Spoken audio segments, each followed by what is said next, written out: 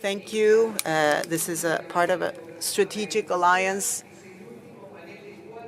This is the last panel of the four discussions that we have today. We have a really interesting panel, and I will present it now.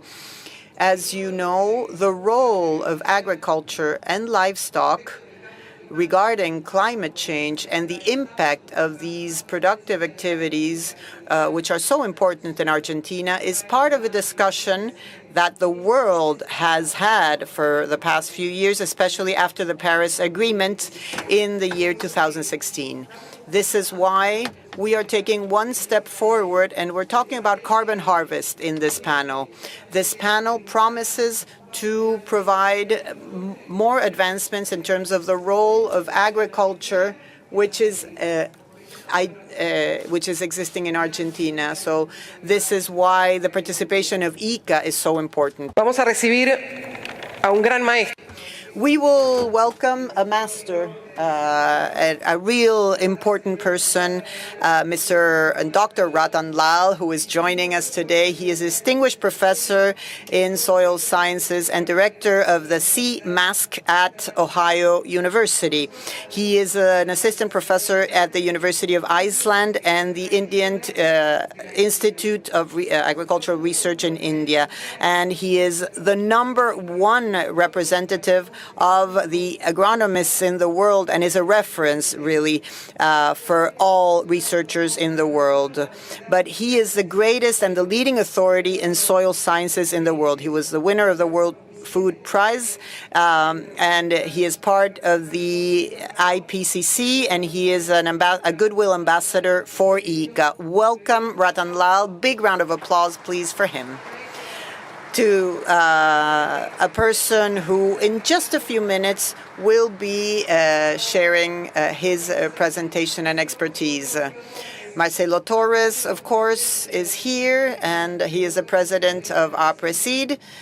And Pilu Giraudo is here as well. She is the 5th generation of agricultural scientists, and she has the honorary president of Aapresid. She is part of different initiatives to promote regenerative and sustainable practices for future demands of humanity.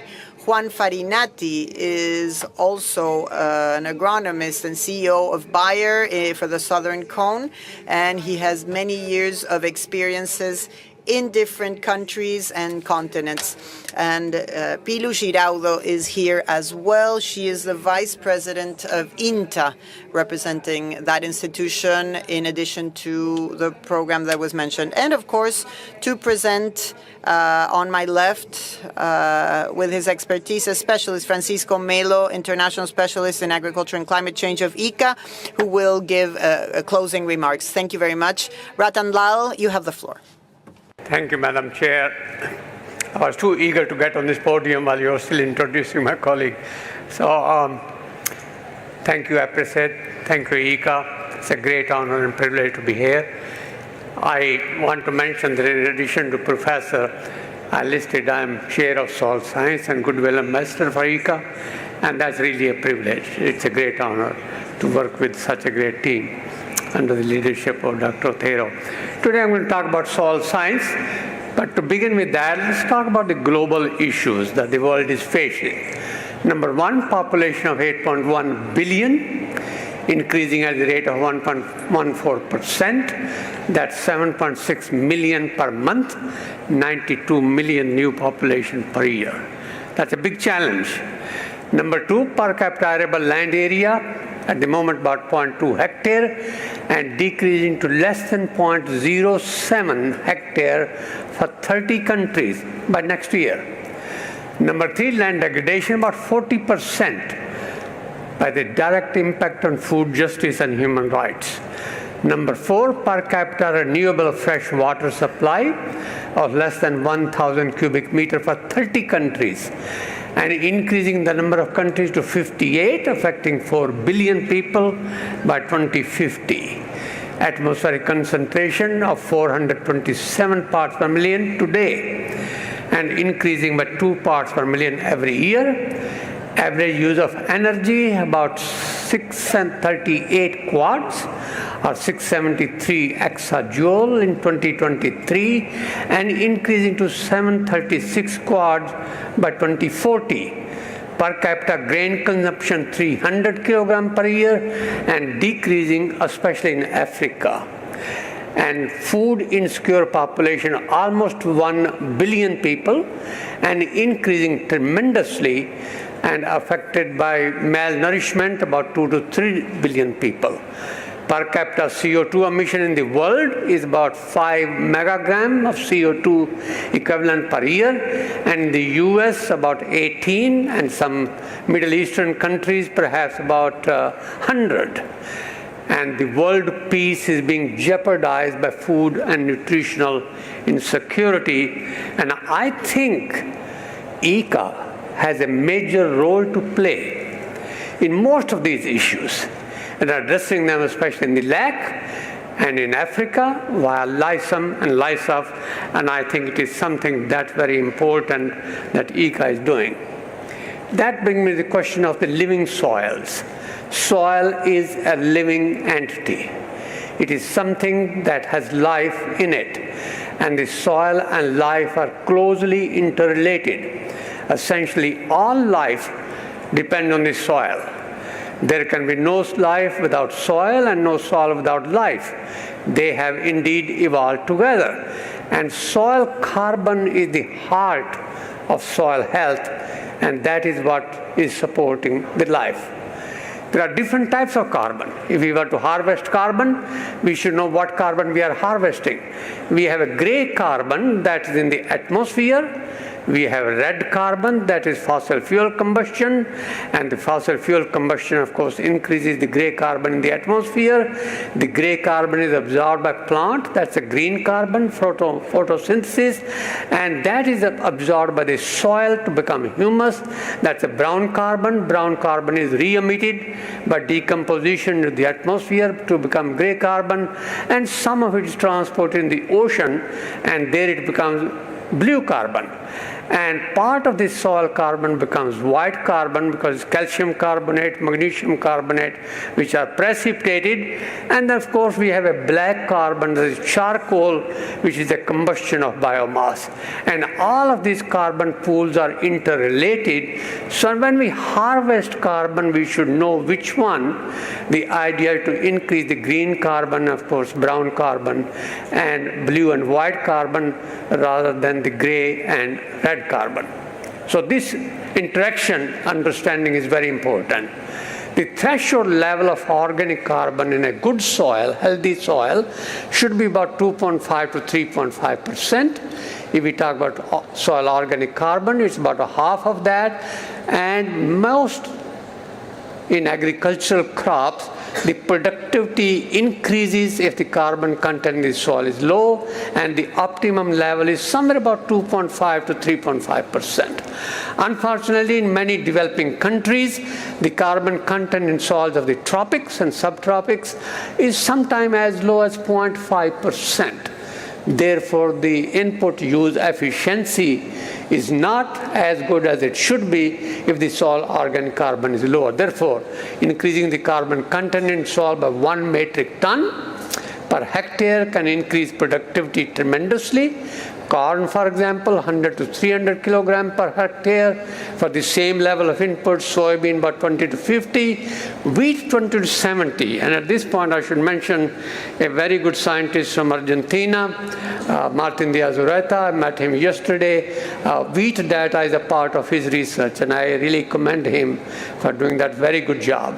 Rice 10 to 50 kilograms, sorghum 80 to 140, millet 30 to 70, beans 30 to 60.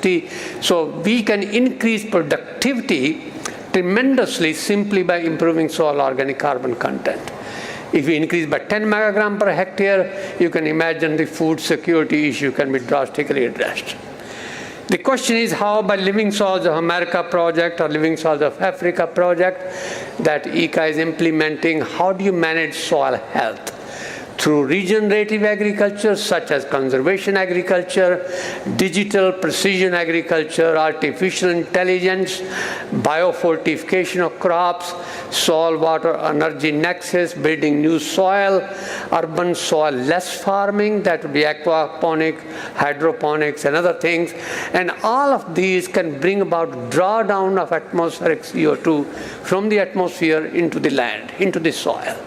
And these are the principles. Lysum specifically, soils of the managed ecosystem, crops, pasture, forest, urban, have a very large carbon sink capacity, and we are trying to harness it by improved technology, science-based innovation through Lysum, and of course we have now with the help of ICA tried to implement also in Africa. The challenges to making agriculture a part of the solution, for example, control soil erosion by conservation agriculture, eutrophication, soil cover all the time, soil organic carbon depletion by living and deep root systems, greenhouse gas emission by integrating crops with trees and livestock, conventional agriculture transformed to regenerative farming through something like conservation agriculture. This is a very good example. I think Argentina, Brazil, many other countries in South America and this part of the world are really doing this type of farming, which is a role model, and I really commend the farmer and the scientist here to bring about this transformation. The whole goal is to produce more from less. That's the idea, produce more from less. For example, at present, the fertilizer used globally is 200 million tons. If we improve soil health, increase the use efficiency of input, and therefore most of the fertilizer is absorbed, there is no need to have more than 50 million tons of fertilizer, from 200 to 50 by improving soil health.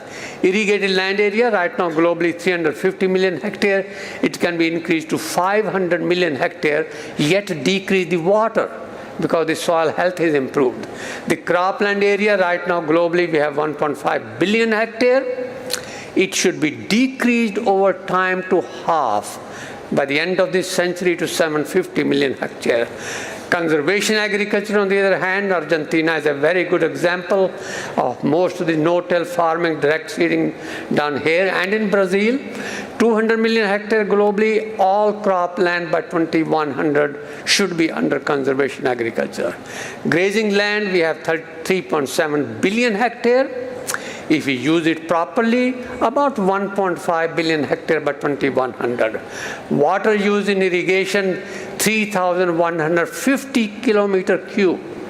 If we use drip fertigation, conserve soil water, improve soil health, no more than 1/3 of that amount. And yet the productivity can be doubled. And this is the idea of producing more from less. This is what the future plan should be at a state level, at a district level, at a national level, at a global level. How to return land and water, some of it we are not using properly now, back to nature so that we can absorb carbon dioxide from the atmosphere into the land and make agriculture truly a solution to environmental issues. That's the philosophy. And the philosophy of Lysums and Lysum project, everywhere we want to do is no farmer left behind. Thank you.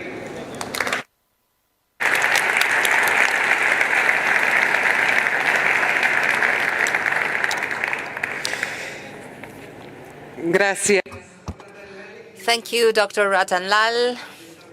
There's so much to talk about, to develop. How can we make these concepts a reality for farmers? This is one of the big questions that we are going to offer an answer to today. How are we moving forward in the different practices? Because there's no doubt we have come a long way forward. No tillage in Argentina is a fact, and we can intensify numbers. At the global level, no tillage is only 15%, but observing this situation, this context in Argentina, we realize that we have been doing things right in Argentina, but we have to go further. So let's start little by little. how we can make farmers feel closer to this type of regenerative agriculture that is going to give an answer to climate change, to combat climate change that is really terrible nowadays. So I'm going to give the floor to Marcelo Torres, President of Aapresid, because definitely we start wondering, data are there. Do we have more information to provide? Can we get the farmer closer to that information that we already have that is scientifically based? But perhaps there's some information that farmers are lacking. Thank you.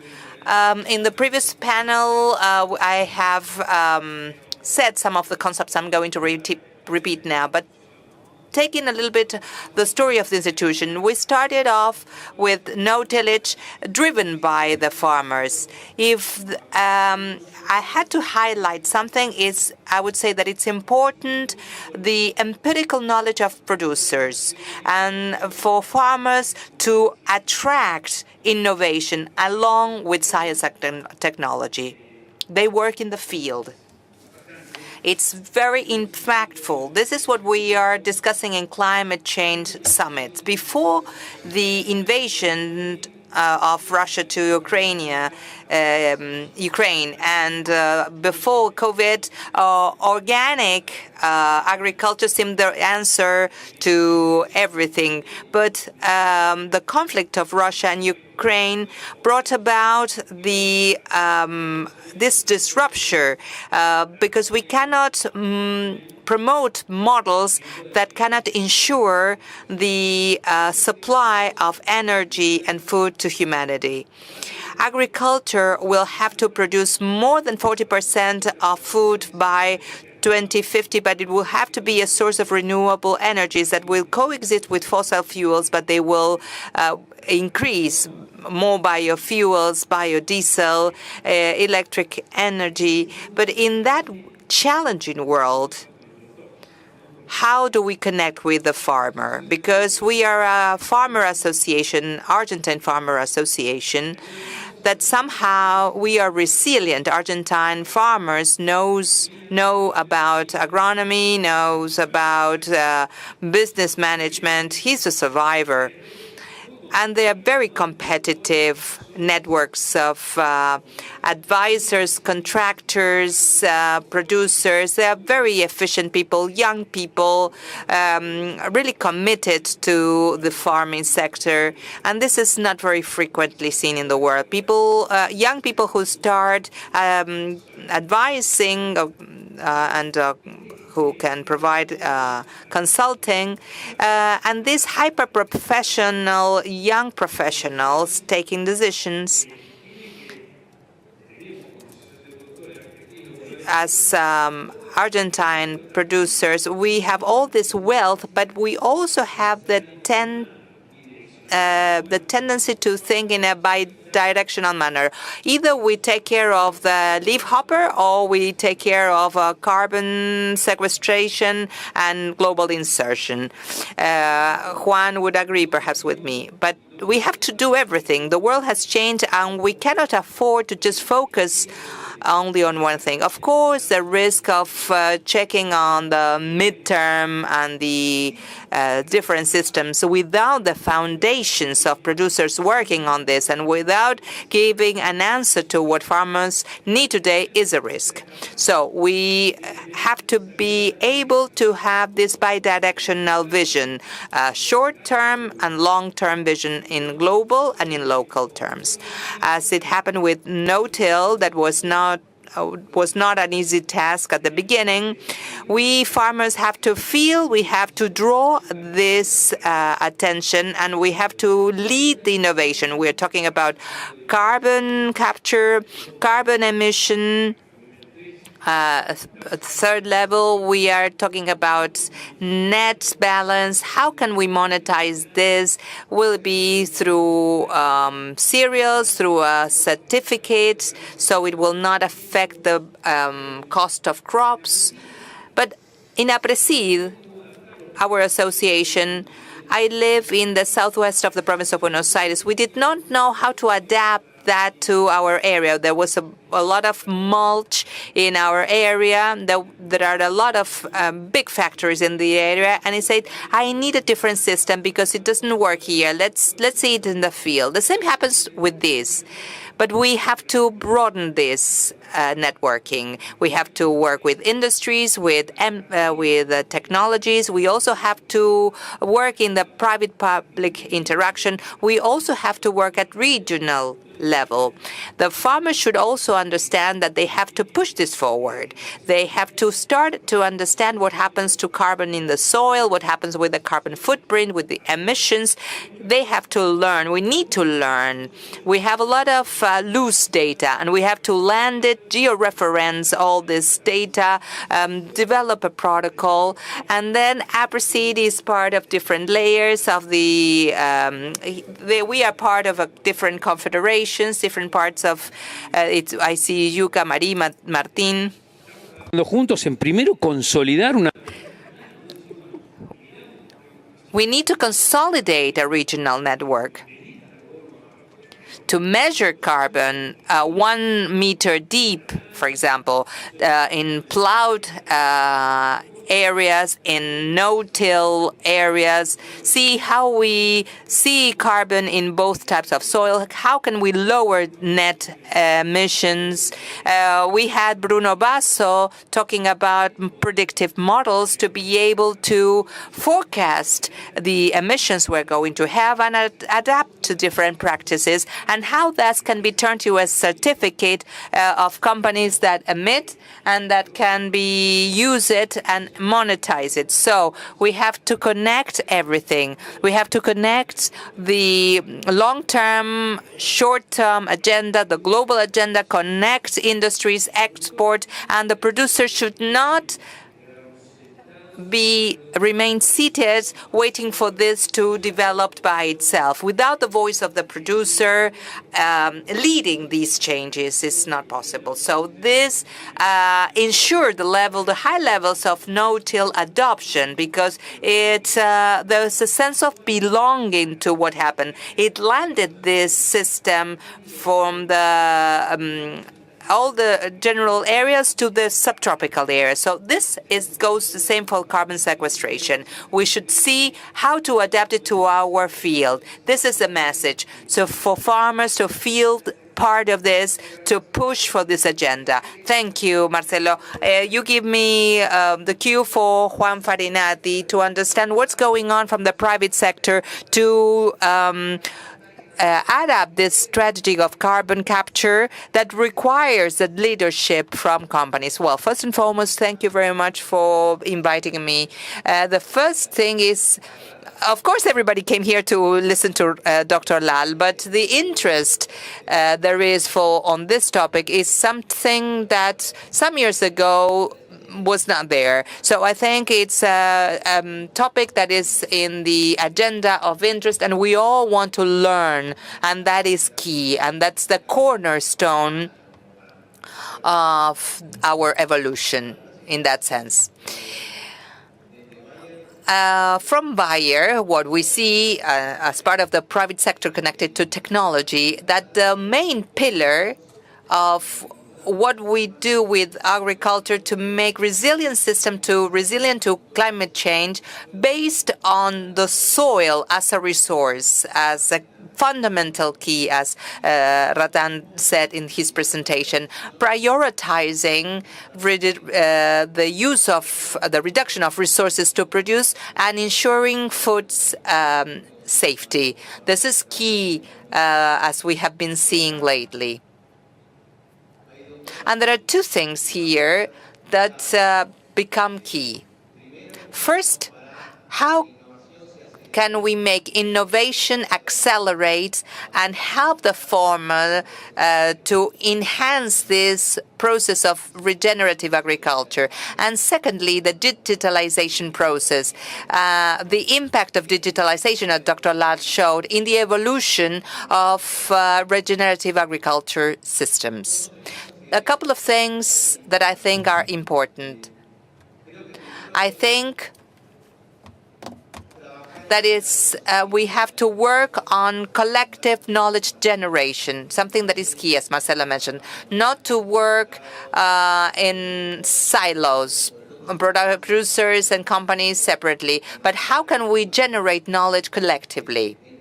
In the understanding the productive system as a productive system of many years, not of just a growing season.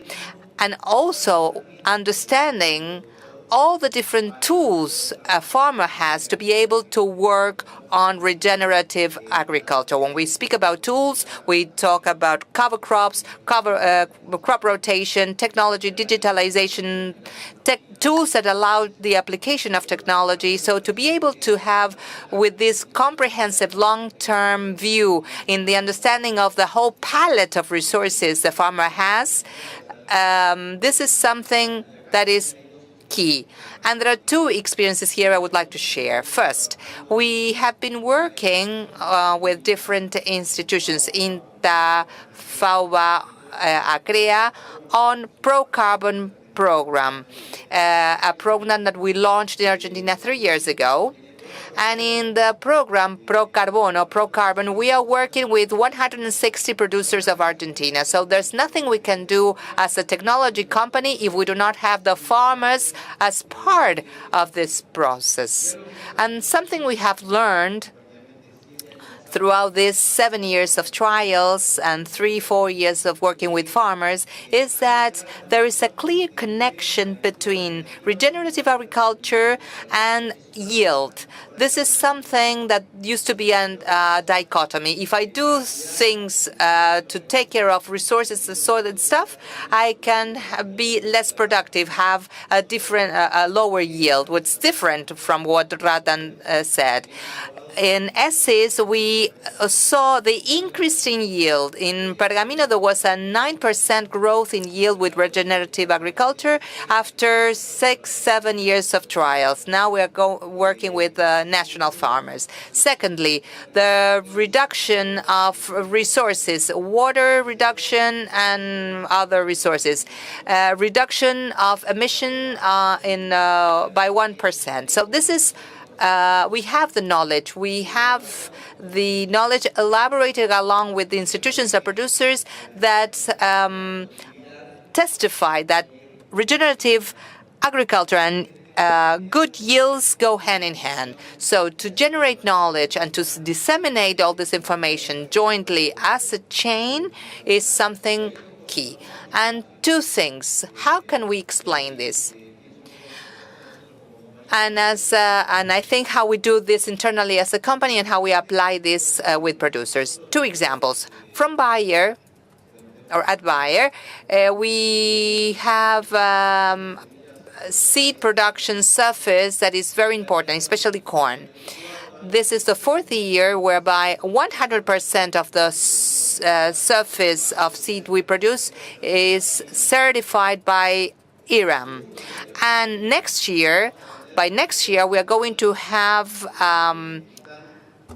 producidas en Argentina bajo corn sacks under regenerative standards. To produce that sack, we generate 50% less emissions than what we generally generate due to change of fertilizer that we use and the energy matrix that we use for irrigation, passing from fossil fuels to solar energy. This is from the point of view of explaining the knowledge of the company. And externally, the knowledge toward customers. There are two examples. One, we are starting to work on a collaboration in cover crops with productivity. This year with Camelina, we consider that these types of collaborations and getting closer this to the farmer, we provide more tools. Remember how we provide more tools so that farmers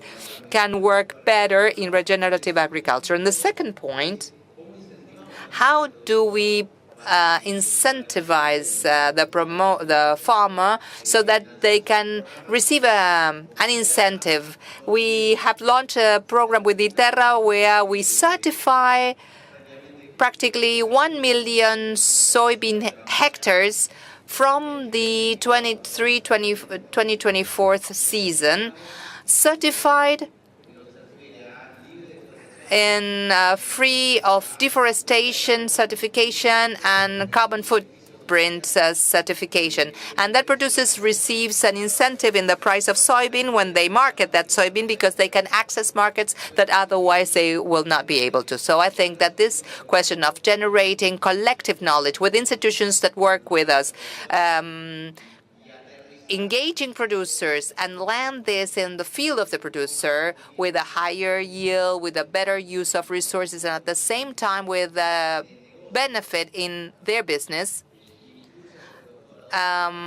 fostering the adoption of these systems, I think is key. Acerca de esto y de estas herramientas.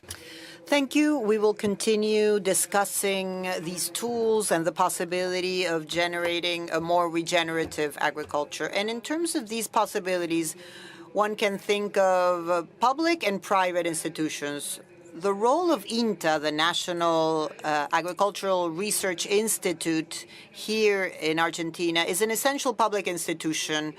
And in that sense, what is the information that farmers should have, and what is the role of INTA in this sense? Thank you, Jorgelina, and thank you, Aapresid, for the opportunity to share this panel with all of you, and thank you to ICA as well. We are talking about the mandatory demand that there is on global agriculture, producing more with less, which was clearly established by Dr. Ratan Lal. Producing more with less is essential. And in this sense, we need to consider a lower carbon footprint, using renewable energies, leaving aside fossil fuels, and having a design capacity for resilient systems and promote biodiversity. This seems impossible sometimes. It seems overwhelming because it is these demands and many others. But I believe that this requires research and application and indicators, and this is needed all the time. Institutes such as INTA here in Argentina and the famous NARIs in the different countries have a fundamental role. And NARIs have a role in accompanying this strategy, because we are talking about dynamic systems. We are talking about working with nature. There are no recipes. There are no one-size-fits-all solutions. And there are actually different possibilities and different strategies for each space in particular. Today, we have the possibility of developing these strategies and doing them site-specifically. This is very different from what we used to do when the revolution began, when we used to copy systems at a greater scale. This, of course, was not a problem. On the contrary, it was a benefit to start installing this very quickly. But later, with the hand of science and technology, we can adjust and better adapt this knowledge. Therefore, the role of maintaining scientific knowledge and of maintaining this scientific basis is essential, using science-based information. Marcelo mentioned this at the beginning. We were tempted at some point to move away from the scientific basis because of the demands, but it is now because of these demands that we are going back now to the value of scientific rigor, the scientific basis that is behind every technology that is developed. That is why this is essential, to have key indicators in this positioning and in this value capturing. These indicators must be developed with a system and a universal recognition so that we can really harness them. In that sense, the work of National Agricultural Research Institutes such as the INTA is key. But it would be wrong to believe that we have an isolated role. The role of INTA and the role of NARIs in the region is key when construed within a team where different stakeholders contribute their unique point of view. We are establishing this with a lot of clarity. And the role of production and the role of companies and the role of ante is essential. I believe that this no-till revolution can be harnessed to tell how necessary these are for consolidation and to go deeper into them. And what is necessary is that the different technologies must feed into the productive systems so that we can reach these proposals and achieving, finally, a situation where the soils and our productive systems are part of a continuous improvement approach. With these new technologies, we start incorporating everything that has to do with biotechnology, with digitalization, with digital transformation in agriculture. And that is why, once again, I return to the essential role of national agricultural research institutions, because they combine all these possibilities. On the one hand, they have to do with basic science and research, but on the other hand, they need applied science in order to validate these scientific and technological processes. As we all know, technological and scientific innovations sometimes, they have a maximum of 2 years to be renewed. So if we do not work on science and technology, but together with production and with companies and with the whole range of technologies, we cannot compete with the scientific and technological advances that exist in the world. So that combination of research, knowledge, and anticipated research, and that ad hoc research that is aligned with reality is a role that we must take on from the perspective of NARIs. And we have the huge benefit of being associated, of maybe going deeper into spaces such as Procesur, such as the CAS, the Southern Agricultural Council. There are spaces that bring us together as national agricultural research institutes, and they help us have a consensus in terms of our perspective and a common approach, which not only positions us and strengthens us in terms of each country, but also strengthens the region. And the incidence that we can have at a global level will definitely benefit us all.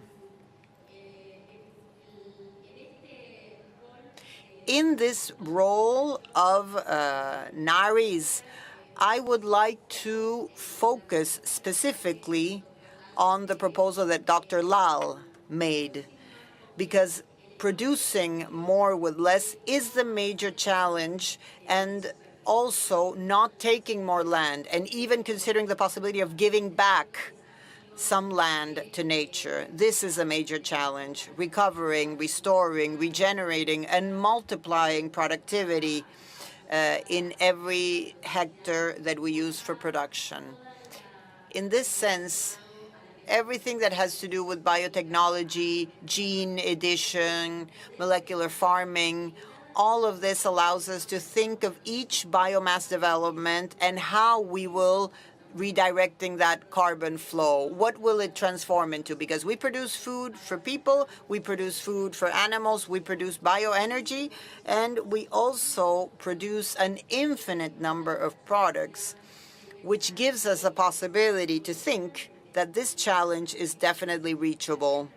We can undoubtedly reach it, but we need science, we need technology, we need articulation and functioning as a group.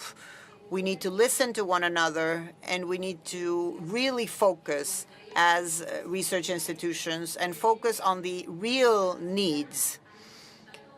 And to have also the ability to anticipate ourselves from our institutes, continuing to work and to do research in areas or in variables where maybe today we are not being as solid as we should. And we need to prepare for this in advance. It is in this combination where we can strengthen our role. Pilu, thank you very much. Thank you for your contribution. I keep thinking about the question, Juan, that I wanted to ask you. What is being done from the private sector? What is your observation? What is the road ahead for the private sector? Increasing, changing the offer of tools, accompanying these processes, is that enough as an incentive for producers? I think that we need to generate collective knowledge, and based on that knowledge, we need to create tools and at the same time create incentives, stimuli that need to be part of this motivation so that farmers can incorporate techniques and the technology to do regenerative agriculture. I think a big incentive is information. I think that we need to step away from the logic of regenerative agriculture goes against being productive or profitable, and regenerative agriculture actually enhances yields. That's the first incentive. And secondly, the business of farmers, the business side. Before the agreement signed with Viterra, in Argentina, a large percentage of the surface is for soybean and will have a certification and will be more expensive. Under the same agreement, there's a bank that will be financing better inputs for those farmers who are participating in that program. So it has to be part of the business model of farmers. At Bayer, we have Bayer Green Credits. And what we do is to have different categories that a farmer can fulfill. They are related to good agricultural practices, for example, certifications, treatment of wastewater from fumigation, or the Pro Carbono program. So you add points and you have a better interest rate when you have to buy inputs at Bayer. I think that in pursuit of that end goal, which is for the farmer to have certificates and to gain an economic benefit from that, I think there are a lot of steps in between that can be built in order to motivate and to incentivize that farmer so that they can incorporate more agricultural tools that are regenerative. So it's a combination: knowledge, tools, and stimuli. I think that's the road ahead. More opportunities, Pilu, to adopt, right? Where those opportunities that we're not observing and that we need to highlight. Yes, I couldn't agree more in that sequence.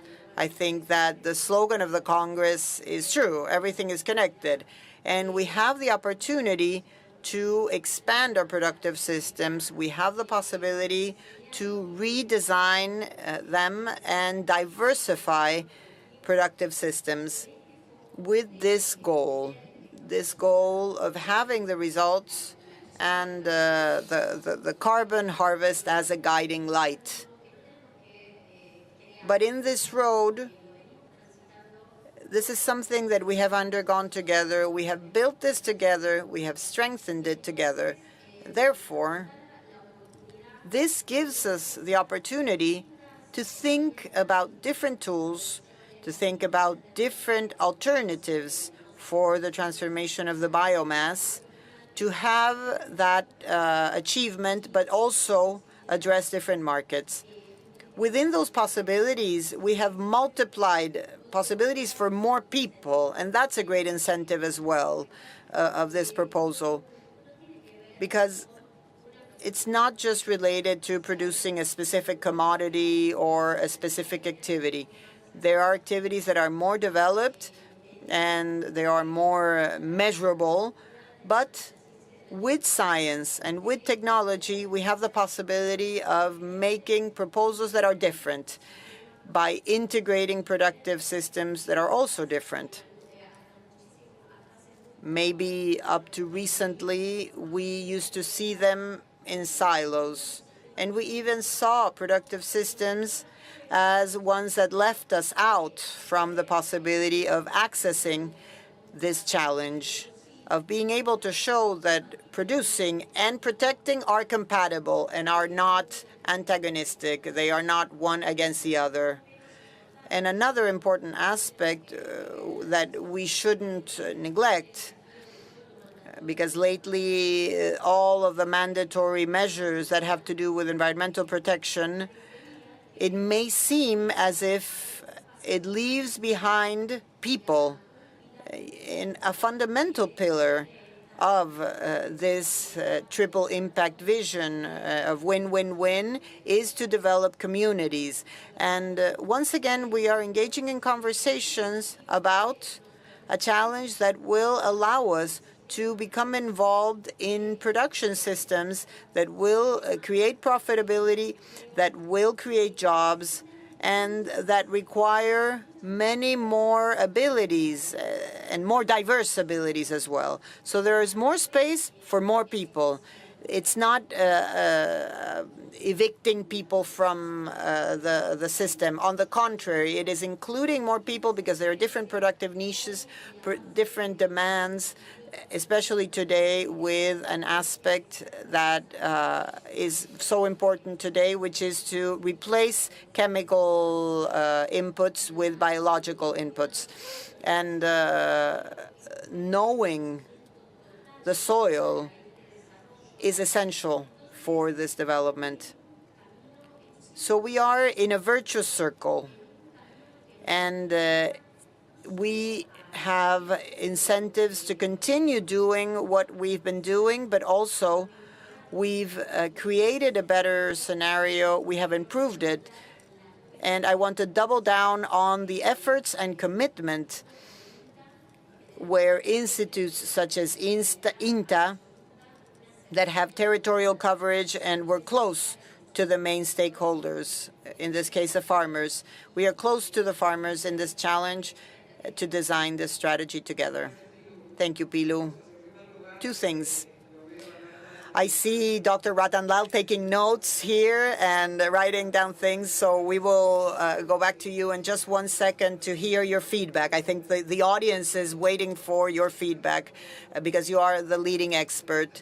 But before I give you the floor, we have Marcelo Torres, who is also thinking. I see him, thinking and reflecting upon everything that was said. And I just want to know whether it makes sense to you for no-till farmers who have been the protagonists and who have participated in regenerative agriculture, but who are also here trying to learn, trying to add new tools in this public-private partnership. Does this make sense to you, Marcelo, as a whole? Yes, of course.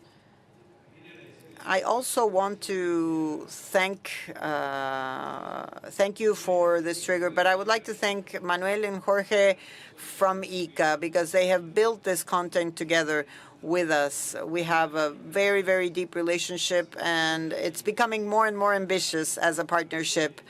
I spoke about integrating these 4 countries regionally, but the role of ICA in the Americas is key. Connecting, of course, in Manuel's term as Director General, and connecting all the pieces is really essential. This panel is happening because of them, and we thank them for everything. I believe that in the history of farmers, we started doing no-till farming or no-till farming started because of the big problems that we were having in the fields. It was the response to that, and we found a solution in no-till farming. Then we had problems with yields of corn in the West, and we went to low density or late corn. And producers started, finding solutions. When we started with no-till farming, we solved the erosion problems, but we saw new ones, resistant weed, and the technology allowed us to scale up the adoption of these issues. But we had weeds that resisted glyphosate, and we started having other problems. Also, livestock and agriculture, it was impossible to have them together. But we learned. We learned as part of the evolution of the process. We mixed herbicides after we ran out of options. So we realized that we had to eliminate weeds and maintain the fields as green as possible for as long as possible. With a soil microbiome that was more active, and many other things to learn as well. And we ran into climate-smart models, but it's not that we developed them on purpose, but we found that no-till farming combined with sustainable intensification and living and green fields for more time also reduces carbon emissions, increases capturing, and of course, the net balance improves. But I think farmers need incentives. You said it already. For this to scale up, they need incentives. They need to scale up because it's better for them, yes, because there's more scalability and it works better for their model. But for these ecosystem services to gain scale, we have to have, like banks. Banks want to support more sustainable farmers. We have an agreement with Macrobank, Santander, Galicia. We work with you, with Bayer, with Syngenta, with Bimbo, with Nestlé, with the agro industry, with Dreyfus, because we all want to create an ecosystem that identifies which are the sustainability parameters where we will support ourselves, and for us to speak the same language in general, and to look at things in the same way. And so that we can provide a technological solution to this product, but also to give incentives to have an environmental certificate that can be monetized, or maybe a better price for grains, or different financing. I think that this is essential because producers are providing ecosystem services that have a very high quality, and they provide it to a world that needs it. And they do this while feeding a growing population. And so they have to be able to capture carbon, because if it is the only sector that can capture it, because most of the sectors emit. So we have a chance to emit less. And capturing depends on the model. But we have maps, El nivel de carbono alcanzable por reachable objectives thanks to best practices that we have identified, and we have stimulate producers to go that way, and the carbon level potential that depends on temperature and different other features. But all of that should be accompanied by incentives from the market, because they should feel that being more sustainable does not only calm his consciousness, but makes them economically viable at the same time. Otherwise, the gap between the talk and the walk will be wide. So one remains optimistic. Sometimes I have the feeling that we are not moving forward, that we're not making progress. But let's remember the talks we used to have 10 years ago. There were, they were not that popular. I'm sure it was because Ratan is here today that we are more popular, but undoubtedly we are having richer conversations. And since technology is making progress and fast, the people, the different technologies, site-specific technology, the digital twin, etc. But there has to be something for producers to understand the importance of these systems, to adopt them, not only their own consciousness and their own stimuli of producing more. There should be other type of incentives. And let me finish here. We should be at a phase as humanity whereby we should all be chipping in. The world is saying something different to us, full of conflicts. We are talking about geopolitics, full of conflicts, cultural clashes, COPs with extremely slow advances, the developing countries requesting to be compensated by the richer countries, highly emitting countries looking away, or drafting agendas that are not applicable or that are not science-based. Is a complex world, but the producer has to push forward. And I think the potential the the farmer has is huge, and our task should be global. And global also means local. We have to take on that role. That's our duty. Thank you, Marcelo. Before turning to Ratan, I would like to know if Pilu or Juan would like to add something to what we have mentioned, so that we can listen from Ratan what he has heard, and we would like to ask the experts how we can incentivize. The world moves thanks to incentives, and Argentina has to develop them deeply. Would you like to add something before I give the floor to Dr. Lal? I would like to share three ideas. You left me thinking, and Ratan mentioned the role of digitalization in all of this. The digitalization of agriculture will allow us to be more productive and more traceable. To be able to show what we do, how we do it, is key in this path forward, so that the farmer can have access to incentives, whatever incentives. So the role of digitalization in this form, a new way of doing agriculture, is key. And the other thing that kept me thinking was this 90% of no-till farming versus 15%. Argentina is clearly leader in no-till farming, and they have the opportunity to lead good practices and to be the main player as a regenerative agriculture, which is something that they are asking from us, to be part of the solution, and we have the opportunity to be there. So I think this is a huge opportunity to place value on what the farmer has been doing so far. How many years of no-till are we talking about? More than 80 years. So we can make the most of what we have been doing. So for Argentina in particular, this means a huge responsibility, but also a huge opportunity to enhance what the field sector is doing. So that's my vision. Yeah, I would like to add to that we are elevating the level of conversations because systems get more complicated or more complex, and demands get more complex. So let's not feel that we used to be less.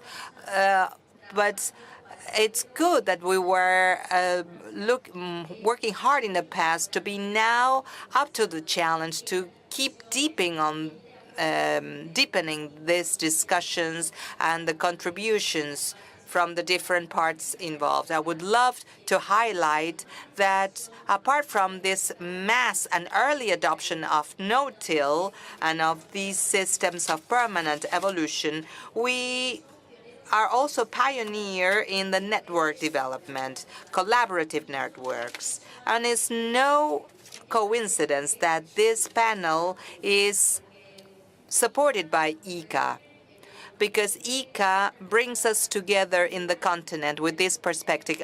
And there are different mechanisms, as I mentioned before, that Procesur that brings together all the NARIs with the support of ICA. We are part of the ICA Secretariat with the technological support of the Agricultural Council of the South, featuring the ministers of agriculture of the region, Fontavo, that is another organism that promotes the advances and private public research lines. So we have that installed capacity. We have the challenge of going deeper into that. And we have the challenge of making it easier. As INTA, we do not only have the role of researchers, but as technology outreach. We have to make it simpler. We have to make it collaborative. And once again, we need to strengthen our work there, our joint work. And I would like to leave as an incentive something that we experienced, not something that we have to imagine. In 2021, at the UN, they talked about the food summit, and the summit should be agro-food summit, to have a real discussion of what we have been discussing, what implies food safety at global level. ICA was one of the leaders that took the opinions, that led the opinions in that discussion. And livestock was at the center of the discussion with such a negative lens that at that time we thought of the possibility of start reducing the livestock activity with environmental demands. And thanks to ICA, we could show how the livestock sector harvested carbon. And at that level, producers had and research institutions, companies, and the different local governments, decision makers had a key role. This is something that really happened, that was an experience that showed us the power we have with the role we have to take up, and how from science and reality we can give definition to what it means to people's well-being and future well-being. I think that in this panel, it's very clear the key role each and everyone has, especially working together. Thank you, Pilu. Master Ratanlal, please, your feedback. What you have taken notes, a lot of notes, so you have a lot of information, perhaps, that you're taking from Argentina and the Americas as a goodwill ambassador from ICA. When you talk about the potential come true here in Argentina, everything we have to give in terms of regenerative agriculture, and that question, can we use soil less? That what you propose, and that's to use lesser number of hectares to have a more sustainable agriculture, more productive agriculture. Let's hear it from you, please. Thank you very much, Madam Chair. I must congratulate you. You're an excellent moderator. The panel, I took many notes because there were many good things they said, and it was an education for me also. I really appreciate the privilege of being a panelist with such elite members. Several points that I'd like to mention. Everybody said live in harmony with nature. Make sure that we are not trying to conquer the nature with soil, land, water, biodiversity, but live in harmony with it, and I fully agree with it. Number 2 point that came up almost from everyone, carbon harvest as a guideline, recarbonization of the biosphere, restoring carbon stock in the land, soil, trees, wetlands, vegetation, a very important part. Networking, everybody mentioned networking together, farmers, policymakers, general public, everybody working together, how to restore soil health is certainly a very important message which we should convey to everyone. One part which came out repeatedly was respect for farmers, respect for land managers, reward them, provide them incentives. I mentioned yesterday $50 per carbon credit. That's a small price. For us to expect land managers, farmers to make agriculture climate friendly, net negative emission, rewarding them appropriately, justly, fairly is very important. And in that respect, I should mention that each one of us, 8 billion people on the planet, is a culprit and a victim. We are culprit because our lifestyle is hurting us, and we are victim of our doing. Therefore, each one of us has a responsibility. So when we say reward farmers and respect farmers, we should be part of that process of rewarding them and respecting them. That's a very important part. Producing more from less, it has to be. One species has taken 40% of all land resources. That is too much. I think, as Mahatma Gandhi had said, Mother Nature has enough for everybody's need, but not for everybody's greed. We are too greedy. I think we have taken too much land, too much water, too much resources. If we do the best land, use the best practices, use the science-based method, we should be able to return some land back to nature. And I think that should be the goal, that part which is very important. I want to mention something which has not come up very often, and that's the One Health concept. Health of soil is the fundamental foundation of health of the plants, health of the animal, health of the people, health of the ecosystem, and health of the planet. Therefore, if the health of the soil goes down, health of everything else goes down with it. And history tells us that. What happened to Incas and Mayas and Aztecs and Mesopotamia and Indus Valley. They took their soil resources for granted. The so-called carbon civilization since 1750, it should end. And we should not go down as the other civilization did. We should respect nature. We should live with nature. And because the soil is the basis of all the life. I want to re-emphasize what I mentioned yesterday. Agriculture is the only industry which has a potential, possibility, the capacity to be net negative emission, not zero, net negative. Every ton of carbon that we invest in science-based agriculture will return back to the land several times more. That's why it's net negative part. I think finally I want to mention the concept of building bridges across nation. I want to say that bridges across nation because we do have some nations who are not at the same level as Argentina or Brazil or other part of South America. And we have a responsibility to bring them up with us. And that is building and restoring soil health, communicating our experience in South America with others, such as in Sub-Saharan Africa or the Caribbean nations and other Andean part of the world. I think is a responsibility that this conference could provide a message.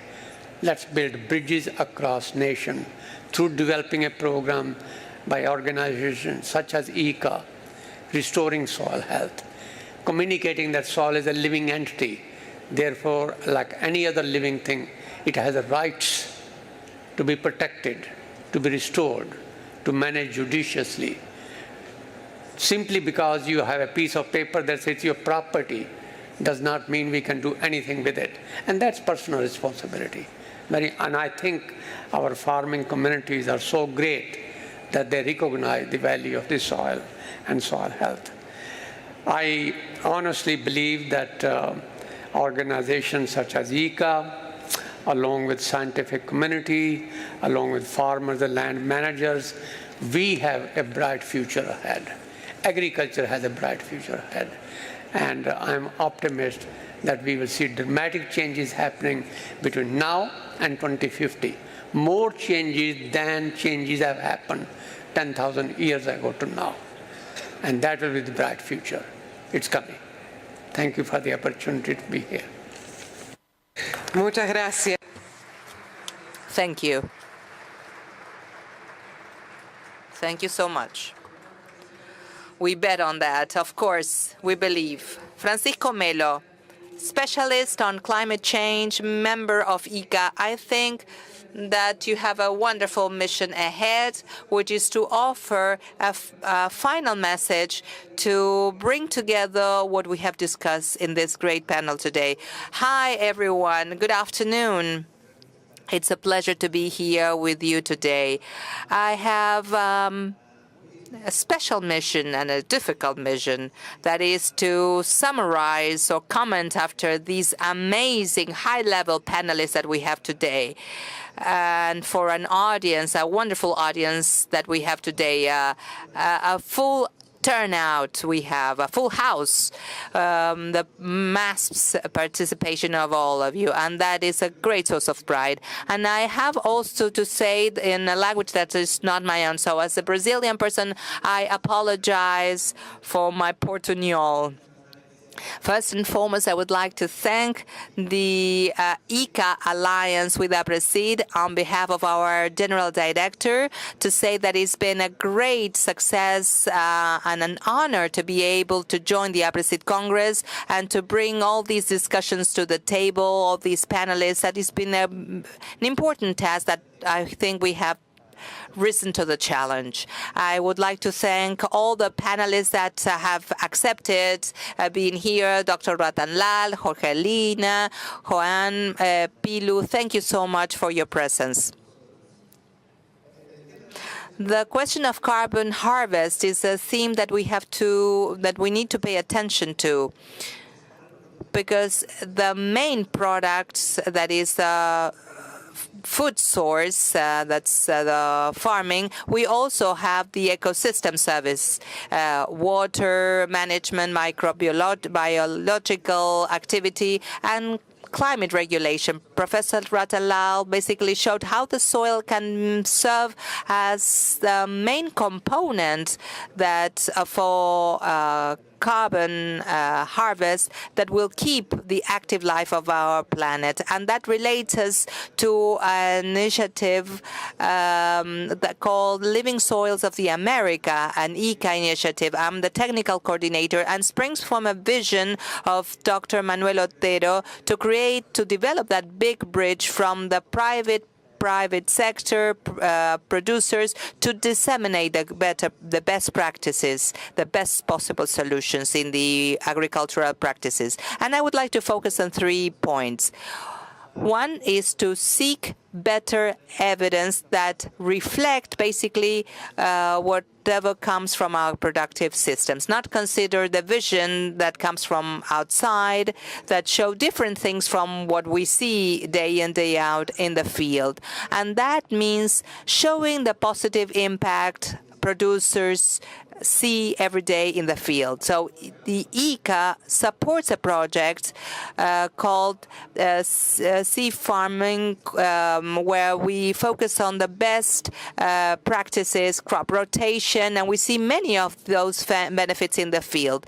To that, we add an initiative that springs in from Brazil, a large-scale evaluation in different biomes, comparing to different crops. Marcelo mentioned, led by Yuka-san, a great scientist with Dr. that via Aapresid we can project it to other countries in the southern region, and that's what we have been discussing. We're going to add Paraguay, Uruguay, and Argentina to have a local, regional vision. There are 160 producers that participate in the Pro-Carbon initiative, beautiful initiative. In Brazil, there are 2,000 producers that are also part, that have been monitoring and conducting the tests in each of the systems, and they collect more data. In Brazil, they created a calculator to identify the sources of emissions associated to soybean emissions, how many kilograms we have per ton produced, how many emissions. And it's very different from other databases, but we are doing this with data that we are measuring. In Brazil, we are conducting research in field research, and I'm very proud to be part of this. And we are producing with less than 200 kilograms per ton, and Argentina is already around 150. So those are fantastic data. Europe in general have 5 to 6 times more. So this is information that we put at the producer disposal. Another important point in this calculator created by Embrapa and Bayer in the Pro-Carbon project at INTA, they developed an important mission, which together with Procesur, which is the coordination mechanism and whose technical secretariat is managed by ICA, the goal is to adjust that in order to be used in the Southern Cone at large and to really show what we are doing and that we are doing things better than in other regions of the planet. So that's very important. And another point that I want to make is that it really takes a lot of time to lay these foundations. Yes, this is not something that just started now. It started even 14 years ago. So it is a process that evolves. And at ICA, we also need to respond to other regions. We are a hemispheric organization, but the agriculture in our continent has a global impact in terms of food security, but also in terms of climate change mitigation. So we have another very good initiative under the Living Soils of the Americas initiative, together with the University of Sao Paulo, and especially with the tropical carbon studies, which allowed us to evaluate the impact of these good agricultural practices, no-till farming, integrated crops, deforestation, all of this expanded to Brazil, Bolivia, Colombia. And, for example, recovering pastures. We have degraded areas that we could recover and that could recover their productive capacity and continue down this certification path, as the professor mentioned also during his presentation. And 2 key points, just to close here. First one is that no-till farming has positive impacts in carbon sequestration in all regions. South, center, Andean, north region, different volumes, of course, but they are all positive results. And the second one, like I said, when we add all these benefits, Argentina, Paraguay, Brazil, all of the countries of the Southern Cone, and Central America and Caribbean and the northern region, we see that there's a huge potential for the agriculture of our continent to become carbon positive. And what I mean is that the sector can mitigate more emissions than what it generates to maintain the activity and the production of food. So that in itself is an excellent result. And I think that there is no other sector that can do this except for agriculture. That's my last message. I would simply like to thank you once again for your participation. Thank you to the Director General, Manuel Otero, for his leadership and for helping have these discussions. And Marcelo, once again, for opening the doors to Aapresid. And I hope we can participate again in the upcoming editions. Thank you. Thank you, Francisco. Thank you, Dr. Ratan Lal, for having joined us in this panel. Thank you, Juan Farinate, Pilu Giraudo, Marcelo Torres. Thank you so much to everyone for your attention, and it will be until the next time. Thank you.